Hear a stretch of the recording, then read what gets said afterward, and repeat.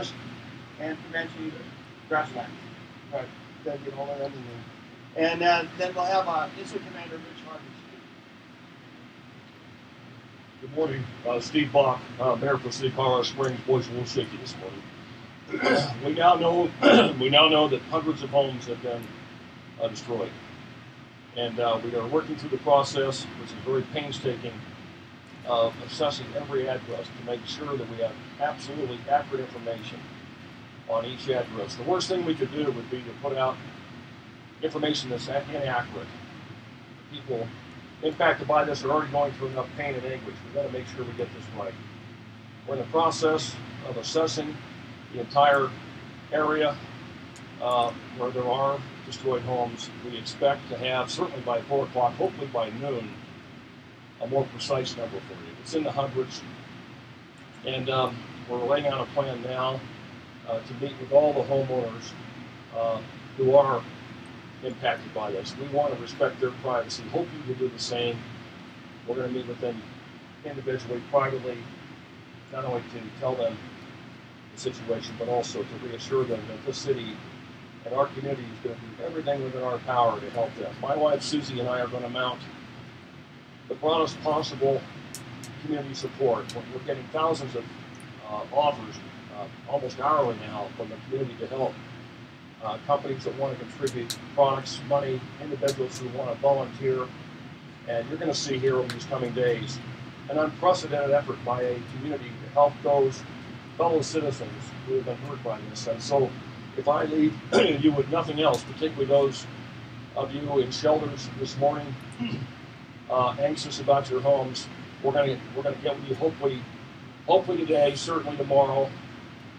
Those of you that have lost property here, and concurrently we're going to be ramping up this community-wide effort to help the people who have been hurt. So I want to stress again that this is a unified command, a unified effort to get this fire out and help people. I'm so impressed with the Forest Service, FEMA, state, county, all of our neighbors up the pass, all the way up to Woodland Park. We're all working closely together, seamlessly. We've had no Colorado Springs firefighters or police officers injured at this point, although they are laying their lives on the line. I've been up there many times and watched some of this. Firefighters putting their lives on the line, same with the police. So fortunately, we've had no injuries, and we will work through this assessment process as expeditiously as we can. But I hope you understand why it's got to be methodical and very careful to make sure we have, for every address, accurate information for people. Thank you.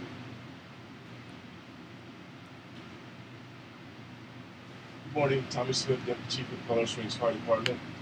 Getting reports last night that we didn't lose any structures. We had several crews working throughout the night to, because the weather calmed down, they were able to get inside and mop down some hot spots. We have cooperators from Denver, the Denver area, Pueblo, Colorado Springs, all our mutual aid partners worked throughout the night with us to make sure that we didn't lose any more structures. Today we're expecting the weather pattern to be about the same. We should be able to get in and do the same stuff that we did yesterday. And so as of now, last night we didn't lose any more structures. Firefighters, we've been talking about this event for a number of years. I've been with the Colorado Springs Fire Department for 21 years, and this is something that we've talked about for 21 years. And as I was driving through the scene yesterday and the day before, looking at the firefighters and the police officers that are doing everything they can to protect property and homes, it's amazing to me the effort that they're putting forward. And like the mayor said, this is a team effort by all the local surrounding departments, Denver area. They've sent us plenty of resources. One thing I want to assure you of is that the firefighters and police officers will do everything that we can to take care of this fire and make sure that we're protecting property. And one of the stories that I heard last night from one of the firefighters, as they go through the scene, they're looking at the buildings that were lost. And they're not saying that the homeowners lost their properties. The firefighters are saying that they lost their properties, because when we get into a firefight, we believe it's our responsibility to try to save as much property as possible. And when we lose something, we don't like that very much, and we take it personally. And so we're going to put forth every effort that we can to make sure that we minimize and mitigate this as quickly as possible. Hopefully the weather will cooperate with us today, and we'll do everything that we can to prevent further damage. Thank you.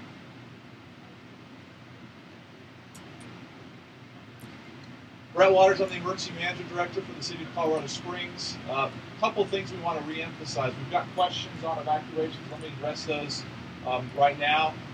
We have a couple things out. There is no new evacuations for the City of Colorado Springs. There is no changes to the mandatory evacuations that have been given out. There has been, as we mentioned yesterday, some evacuation notices. Remember, those are not voluntary or mandatory evacuations. Notices are simply saying, be prepared to evacuate, be ready to evacuate. So just to clarify that issue. Let me also emphasize the shelters are still open, have capacity. We want to make sure that word is out as well. And just to reemphasize what the mayor just talked about, as we go through this process of damage assessment, which we have a plan for. We have a plan for this issue. We planned for this event before it happened. We want the media to respect the privacy of the individuals involved who may have homes who have been impacted. So, thank you. Good morning. Jerry Marr, Forest Supervisor for the Pike and San Isabel National Forest and the Cimarron and Comanche National Grasslands. Yesterday was a good day for us on the forest, fighting fire. We were able to really make some great headway. And today we're really excited because today is the first day, I'm thinking in like maybe 5 or so days that we haven't had the red flag warnings. We've been standing out here and the wind has been hammering us. Just even standing here at this news briefing, and it's been doing also, up in the forest. But today we aren't going to have that, and the weather looks like it's going to cooperate with us, and we really think that we're going to make some really significant headway today. I heard a story this morning, and someone said, well, you guys were talking about the fire going in so many different directions, and, are you discouraged by that? Have you lost hope? And boy, I just want to let people know we have not lost hope. At no point in this fire have we lost hope. We have nothing but hope and nothing but belief. We have nothing but the most professional folks in the world here working on your behalf. And we're looking forward to a good day today out there working on the fire. And Rich is going to talk to you more about some of the tactics that we're taking. And we hope today to be able to talk a little bit more this evening about some of those successes that we've had today. So thanks. Rich?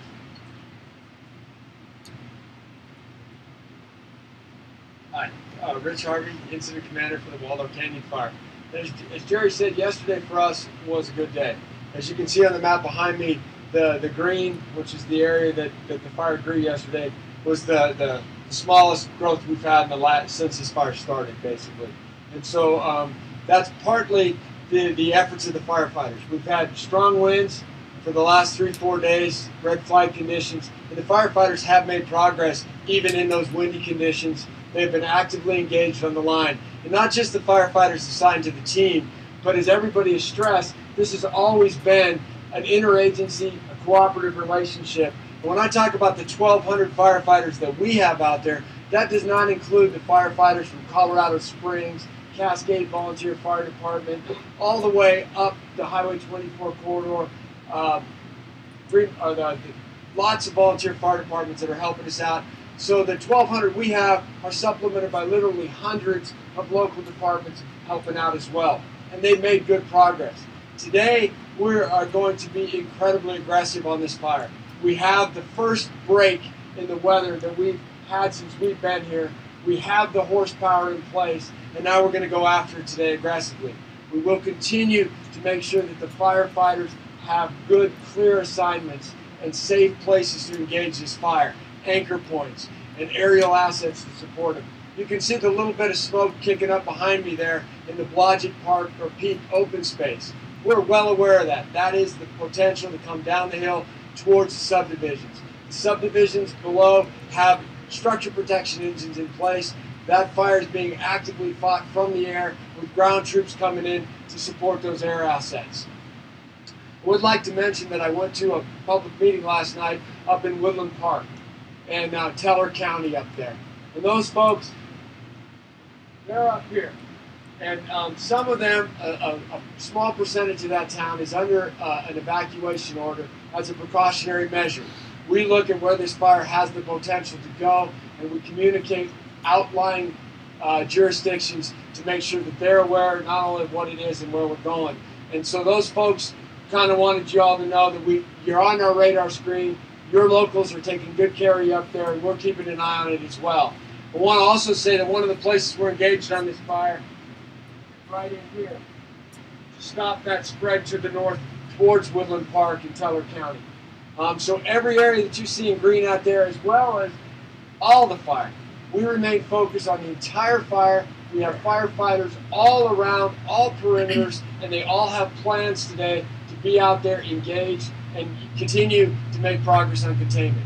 Fire sits at 1,800 acres, 18,500 acres right now. We're holding at 5% contained, but we expect that figure to jump dramatically today, making progress as the lines hold throughout the day. So with that, I'll turn it over to Greg. One thing I'd like to add about Teller County in particular, at Summit Middle School they're reaching capacity as far as a evac center, so they have opened up the Cripple Creek Victor High School as a secondary evac center. We appreciate your help in getting that word out. So at this point we'll take questions. I'll try and direct your questions, if I could, to the appropriate person to answer, please. Who would you like to speak with? Who would you like to speak with? Brett. Okay, good. Brett, what do you say to the thousands of people out there who are under evacuation orders about possibly when they can go back home, to retrieve their belongings or to keep their homes standing and go back home? Question is, when can residents possibly go back to check their homes or have some evacuation orders lifted? Is that correct? The answer to that is we, with the incident commander, are evaluating fire conditions today, as we have done through this whole incident, to evaluate where the current mandatory evacuation orders are and allowing people to get back. At this point, there is no change, but we will throughout the day, with the favorable conditions we've just talked about, look at where we've had these evacuation orders in place and make sure we're doing everything we can to allow people in when it is safe.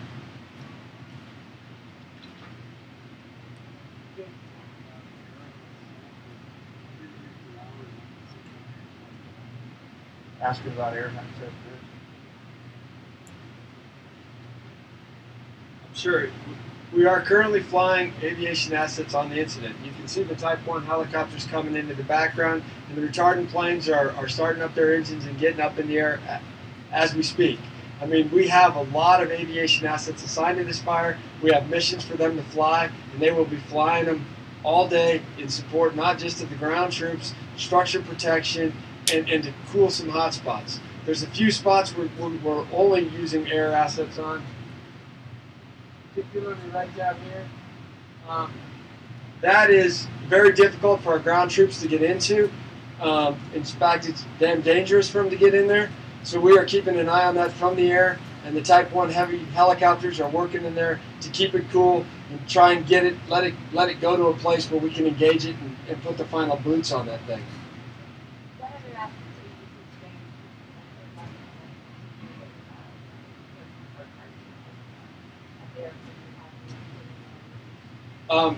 As we've mentioned quite a bit, or as we've actually stressed, we have resources on this fire from an alphabet soup of agencies, and I don't mean that in a facetious way. The Department of Defense from Fort Carson has a couple engines committed to the fire that have been working up in this area. We also have a lot of Department of Defense, National Guard type resources working out of the Air Force Academy. But that by no means is what we have. We have resources. I'm from Carson City, Nevada. A Carson City Fire Department engine just showed up today to help. So we're putting those folks on the line. We have so many local government agencies from up and down the Front Range. But our assets have wheels, they have tracks, they have rotors, they have wings, they have boots, they have pens, they have maps, they have weather balloons. I mean, we have not rested to get the right equipment here to do the job that's necessary. And I think it's finally starting to show up in terms of we were able to hold on to the majority of this fire through a major wind event yesterday. And now we've finally got all those people in place and a little bit of the weather in our favor. I wouldn't say it's in our favor. It's still going to be hot, dry, windy, and the potential for thunderstorms. But at least we got a better day than we've had.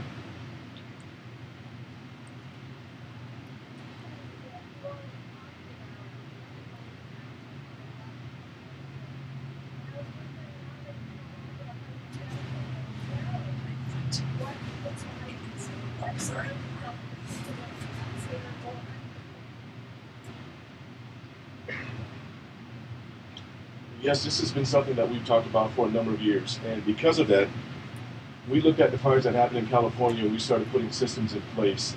We have a mitigation team that goes out and do some stuff that's proactive. We talk to homeowners about things they can do to protect their homes. We talk about creating a defensible space. We work with Fort Carson, El Paso County, all the local departments on a regular basis. We do exercise through our OEM division, and we try to do everything that we can do to be prepared. And we knew that in order to be successful, if a fire were to start in that area, that we would have to get on it very quickly and put it out as quickly as possible. The first incident commander was responding to the scene, and within 5 or 10 minutes of arriving in the area, he called and asked for mutual aid partners to respond. He also called for air resources, and so those resources weren't delayed because the first person on scene made that call to get more people in. And we knew in order to be successful, we would need the weather to cooperate, and we would need as many people as possible. And so as we go through this, we'll sit down and we'll do an incident review. We'll look at the things that went well and the things that we can do better.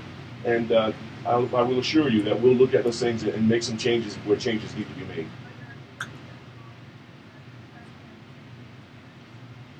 made. As I look at it, I can't say right now. We have people in the Colorado Springs Fire Department that go out throughout the nation and fight fires. And one of the individuals told us when this first started that he was standing watching the fire and he saw 5 different plumes go up. And all of a sudden, the fire jumped maybe half a mile to a mile. In all of his years of experience, he said he's never seen anything like that. And this is one individual that goes out on deployments every year for the last 5 or 6 years, and he's been on some pretty major fires. And so right now, I can't say what we would have done differently. I think we did everything that we could to be successful, and we've gained some success. But yes, there's some things that we would look at after this is over to definitely change. If I could just add to that.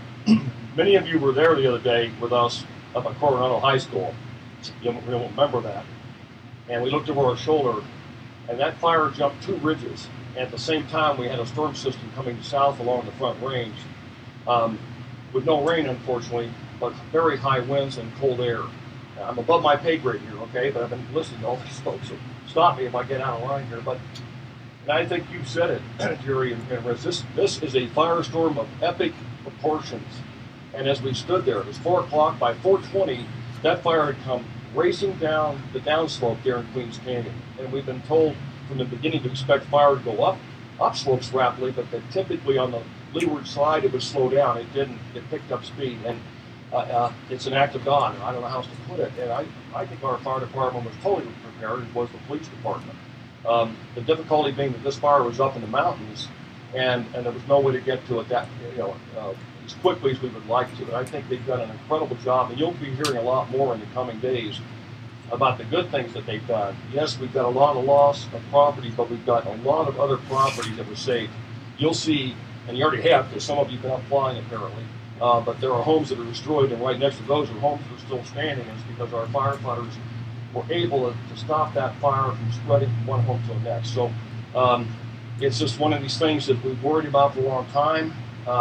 If I could just say going forward, what have we learned from this? We have a lot of people all up and down this Front Range still living in heavily vegetated areas. And this is a huge wake-up call for anybody in this community that lives in that kind of an area, certainly anybody west of I-25. And you know, if you're from here, you know where those areas are. So we will work, again, aggressively with all homeowners as we go forward, all up and down our city, to try to do further mitigation. Cedar Heights would be gone today if the fire department had not been in there, both with a pre-evacuation training program over these last 2 years, as well as a cooperative mitigation program with those homeowners. The homeowners stepped forward, they got a grant, and they took out a lot of the underbrush. The fire department hauled off that material.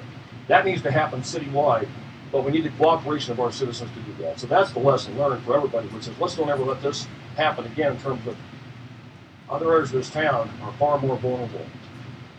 Mayor, Fort Carson had a lot of resources in the Air Force Academy last night. Do you know if there's anything more going on as far as the Air Force Academy and any more action about from the military? I do not have a comment on the military at the Air Force Academy. Which,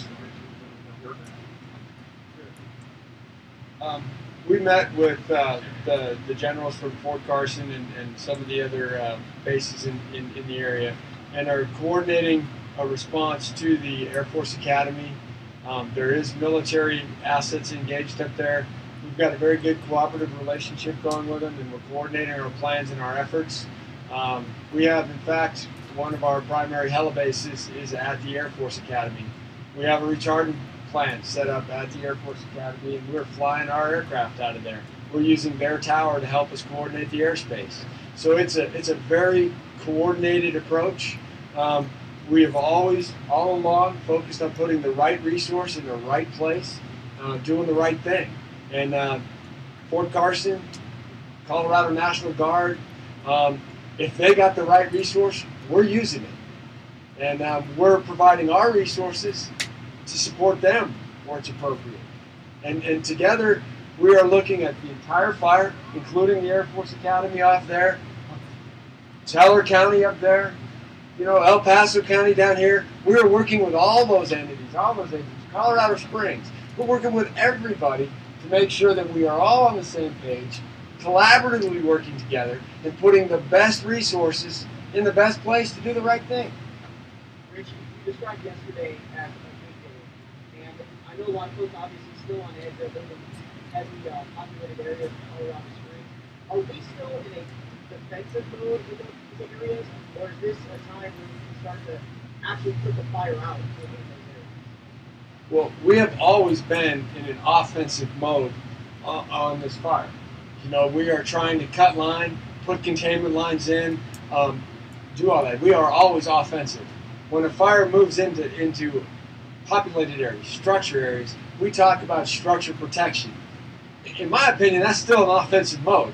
The firefighters are actively engaging between the flames and the house. That's pretty offensive. Guess you can also call it defensive if it's a house.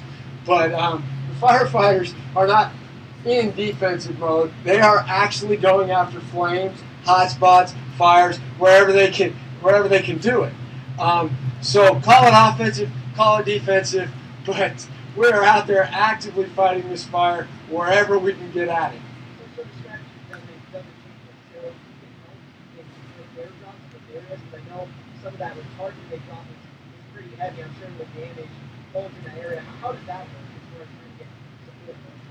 Well, aviation assets are in our toolbox. They're very effective, and we will use them, as I said, being aggressive and going after the fire. They will drop on houses, near houses, in front of houses. We always talk about safety of the firefighters. Air assets, airplanes need to be 150 feet above the ground level. If they get too low, the target doesn't have time to spread out, it hits pretty strong. So, when it gets smoky and real dark and they can't see the ground, we can't use them. Helicopters can hover, they have the buckets, they're a lot more precise in where they can put something.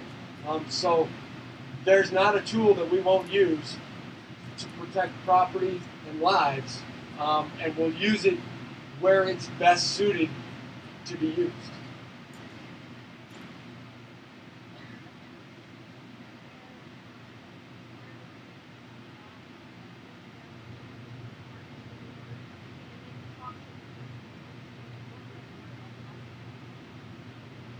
Okay.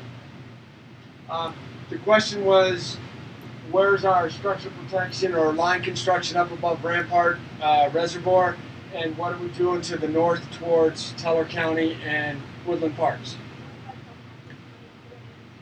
Okay. What we're doing in here, right about here, we're going what they call indirect line. As you can see, the fire has been chewing this way, technical term, chewing.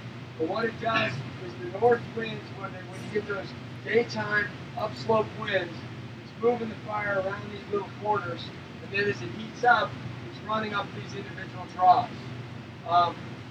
we need enough space to get out in front of it, put in a containment line right here, indirect line, and it's already in place.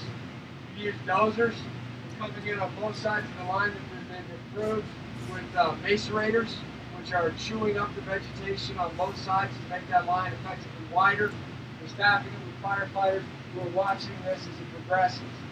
What they'll do then is either hold it with water hoses, we're going to plumb it as well, put some sprinklers in there, keep it wet, moist, do that kind of stuff. We're going to do everything we can to make sure that this line will eventually stop this progression that way.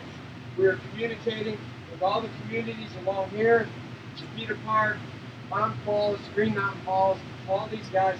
These guys volunteer. Fire departments are engaged. We have firefighters all along 24. One of the reasons it remains closed is because these operations need to continue without being in conflict with people trying to use 24. We're also still watching. We're on both lanes over here, so to speak, because we're worried about potential spot fires coming over there. We've got eyes on all this stuff. This line, stop this progression. Moving that. We've got this line in here is holding. We've got a spot fire I talked about the other day that got across the reservoir. That's the kind of fire behavior we've been dealing with. Spot fire across the reservoir. All right? We've got crews out attacking the spot fire. What we're trying to do, there's a road that comes in here, connect the dots, and take it out this power line road towards the Air Force Academy. We mentioned the folks at the Air Force Academy doing defensive work, and our folks coming up this side to tie in. So this way, and this way is the plan for today. We have to agree with the say that already, man. You gotta pull out my notes. 18,500, 5% contained, and just over 1,200 people. Any other questions? 512,000 people. Yeah, we want to check that one on the investigation. Morning, Lieutenant Kramer with the El Paso County Sheriff's Office. The question was any updated information on the investigative effort with the Waldo Canyon fire. What I can tell you is that I had some communication yesterday with the U.S. Forest Service. The U.S. Forest Service is who implemented that tip line, and they've been the folks who've been staffing that tip line. Good news on that is they've got some additional help to be able to staff that line and be able to actually make some calls back to those folks who've offered in some information and conduct interviews with those folks to gain further clarity on the information that they may have provided initially to the tip line. I can say that they are eager to hear from Incident Command on when it will be safe to get into the burn area to start the on-the-ground investigative effort, if you will. But again, they're waiting for that word from Incident Command for the safety of those investigators that will enter that area. We have no indication, no confirmation on what the cause is at this point. I'm not sure what role the FBI is playing at this point. Okay, I guess that's good enough for now. These folks will be available for a short period of time if you'd like to do individuals with them. 4 o'clock again this afternoon, unless we send the word out that there'll be something else. Thank you very much. All right, in